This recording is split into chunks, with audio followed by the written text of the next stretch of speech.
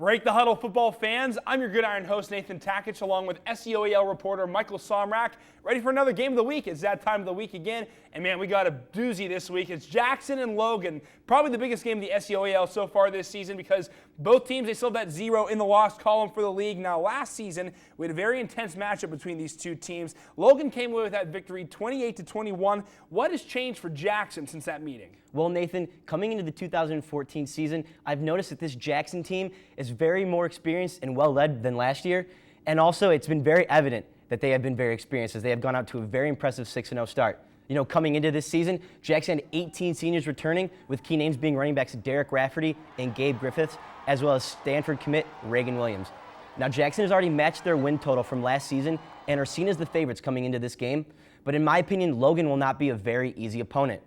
Now, the Chieftains did have a slow start to their season, dropping their first 2 games, but in the wise words of Apollos Hester, that's okay, because sometimes in life, you're going to start slow. Absolutely. Now, the Logan, I mean, they've been winners of 3 of their last 4, so they're one of the hottest teams that we cover right now.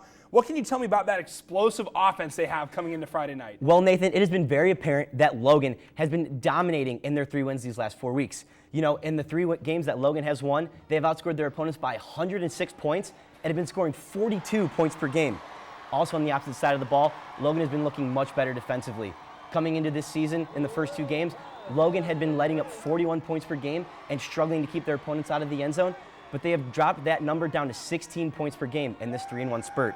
Now, standout players Chance Cox, Lane Little, and Bryce McBride have been playing very well during these 4 games and are going to have to keep that top level of experience and competitiveness if they want to have a win coming into Friday night's matchup. Regardless, sounds like they're going to be a tough team to beat, but if there's a team that can do it, it's certainly Jackson. You're talking about their best level of play. That's where Jackson is at this point. What have they done well this season that's put them in the driver's seat in the SEOAL? Well, Nathan, what has really impressed me is Jackson's defensive play.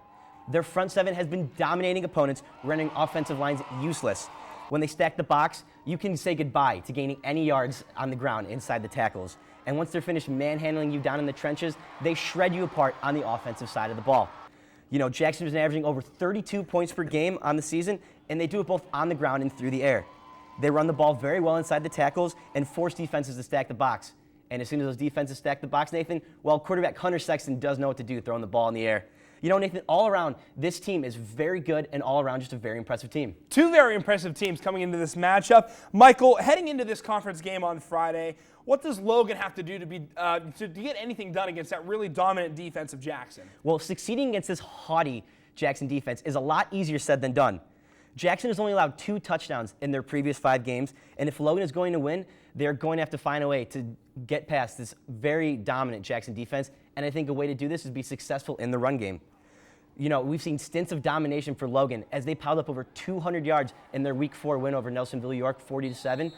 But keep in mind that Nelsonville York is no comparison to how dominant this Jackson Iron Curtain is on defense. Logan's been very impressive on offense as they've been piling on the points, but quarterback Lane Little and running back Bryce McBride will have to put their big boy pants on Friday if Logan wants to walk out of here with a W. So, Michael, as a Steelers fan, you know, all about the steel curtain, that Iron Curtain defense, pretty strong too. There's no doubt about that. So we talk about the matchups all week long, but it really comes down to how they play on Friday. How do you see this one shaking out, that hot offense versus the hot defense? Who's going to win and what's the score going to be? You know, Logan has been playing very well as of late and are bringing some great confidence and momentum into Jackson. However, it's been very obvious to note that Jackson has been dominating on both sides of the ball this season, and I don't see there being any way Logan can keep quarterback Hunter Sexton and his Ironmen out of the end zone this whole game. At home, Jackson's been averaging roughly 33 points per game and only giving up 6 points per game on defense.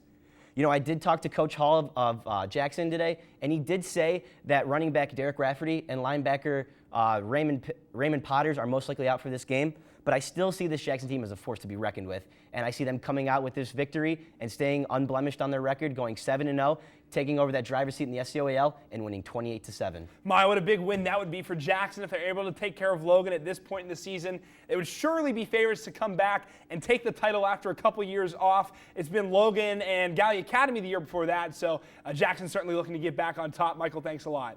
To check out this game and the rest of our action, you got to check us out on Friday night, Gridiron Glory. It's at 11:30 on WOUB. Check us out there. We have plenty of game action in addition to the SEOAL's biggest game of the week.